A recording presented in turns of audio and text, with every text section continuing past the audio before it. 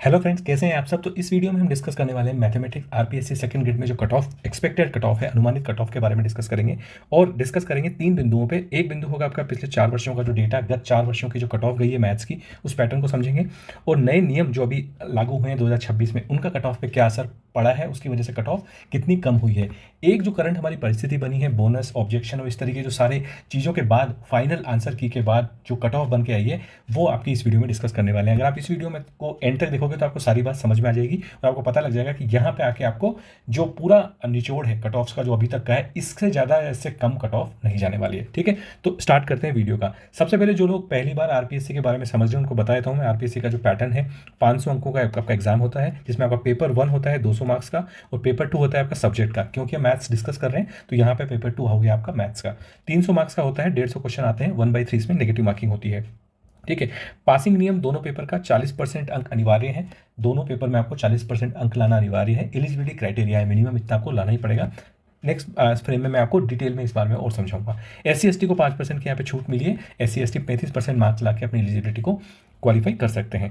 उसके बाद बात करते हैं 2026 के दो जो आपके नियम चेंज हुए थे, वो हुए थे आपका 5वां ऑप्शन। आपने देखा होगा, आपने समझा भी होगा, लेकिन अगर आप इस ऑप्शन को समझना चाहते हैं कि ये आपका सबसे ज़्यादा बोनस और ऑब्जेक्शन वाले सिनारियो में कैसे काम करेगा, तो हम इस वीडियो में उस बात को डिस्कस करेंगे। रिलीफ आपको जो हुआ था, क्योंकि ये ऑप्शन पहली बार इंट्रोड्यूस हुआ था, तो 10 मिनट का आपको एक्स्ट्रा टाइम दिया गया था। अगर आप चेक कर सकते हो आपके पेपर में अपने, अगर आप क्वेश्चन छोड़े हैं तो आपको 5th ऑप्शन आप उसमें भर सकते हो। कैसे इन चीज़ों का इंप्लीमेंटेशन होगा, ये कट ऑफ को कैसे डिसाइड करेंगे, वो इस वीडियो में मैं आपके साथ डिस्कस करूंगा। सबसे पहले मैं आपको 40% का एक जो रूल है उसको थोड़ा सा डिटेल में समझा देता हूँ। 40% का रूल है आपका, वो ये कहता है कि अगर मैं आपको केस 1 पकड़ूँ, बहुत सिंपल एग्जांपल के फॉर्म में मैं आपको समझा देता हूँ कि आपका जो 200 मार्क्स का पेपर 1 होता है और आपका 300 मार्क्स का पेपर 2 होता है, तो 40% का नियम आपका सिंपल कहता है कि आपको 80 मार्क्स यहाँ लाने हैं और 120 मार्क्स यहाँ लाने हैं। यानी कि आपको कट ऑफ चाहे कितनी भी जाए, आपको 80 मार्क्स लाने हैं। नॉर्मली क्या होता है, कई बार हमने देखा होगा आरपीएससी का रिजल्ट भी, कई बार आपका जो है NA लिखा हुआ आ जाता है आपके सब्जेक्ट में। उसका मतलब ये होता है कि आपने क्वालिफाई नहीं किया है, आपने एलिजिबिलिटी क्राइटेरिया को सेटिस्फाई नहीं किया है। जैसे कि अगर बात करें यहाँ पे केस 1 की, तो अगर सोचा, मान के चलो आपका पेपर 1 में आपके जो है, पेपर 1 में आपके 120 मार्क्स आ जाते हैं और आपके यहाँ पे 110 मार्क्स आते हैं, टोटल मार्क्स हो गए आपके 230। कट ऑफ अगर देखा जाए तो मैथ्स की लगभग लगभग आपकी कट ऑफ इसी रेंज में जाती है।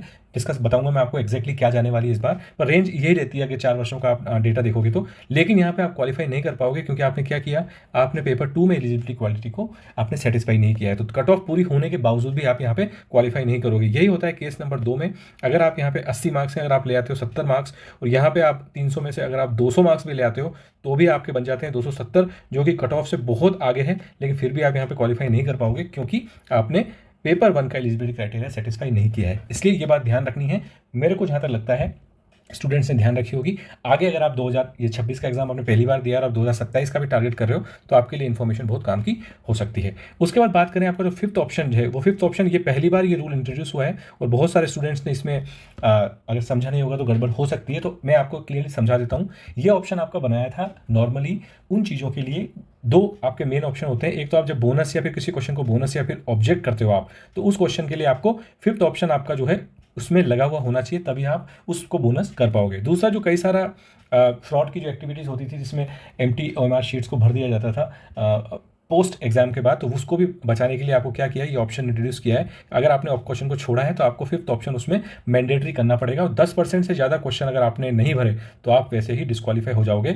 यहाँ पे फिर से मैं आपको बता रहा हूँ कि डिस्क्वालीफाई मतलब आपकी कट ऑफ चाहे क्रॉस हो गई हो, लेकिन अगर आपने ये फिर सेटिस्फाई नहीं किया तो आप एग्जाम में आपका जो NA लिखा हुआ आ जाएगा, रिजल्ट आपका रोक लिया जाएगा। ठीक है, तो ये आपको यहाँ पे ध्यान रखना है। इस तरीके से इन दोनों ऑप्शन की वजह से इस बार मैथ्स की जो कट ऑफ है वो काफ़ी कम गई थी। ठीक है, अब फटाफट से डिस्कस कर लेते हैं। मैथमेटिक्स सबसे बड़ी जो मैथमेटिक्स की 4 साल की कट ऑफ देखें तो 2018 की कट ऑफ गई थी 200 मार्क्स, 2022 की भी लगभग लगभग 200 मार्क्स, 2024 एक ऐसा सत्र आया था जिसमें मैथ्स की कट ऑफ सबसे ज़्यादा गई थी हाईएस्ट, और 2025 में भी। इसका सबसे बड़ा कारण था पेपर का ईजी आना, जो कि वापस से चेंज हो गया है। और अभी जो अनुमानित कट ऑफ है आपकी 2026 में, वो जाने के चांसेस है अनरिजर्व कैटेगरी में आपकी 200 से 215 मार्क्स जाने के चांसेस हैं। और ये सबसे बड़ा इसका जो रीज़न है वो बना है, एक तो 40% का एलिजिबिलिटी, क्योंकि बहुत सारे ऐसे स्टूडेंट हैं जो पेपर 2 में, स्पेशली पेपर 2 में काफ़ी टफ पेपर था, ग्रेजुएशन लेवल के क्वेश्चन आपसे पूछे गए थे, तो उसके लिए क्या होता है, 40% लोग क्वालिफाई नहीं कर पाते हैं, तो वो लोग जो है डिस्क्वालीफाई हो जाते हैं। इसलिए इसकी कट ऑफ जो है इस बार बहुत कम जाने वाली है।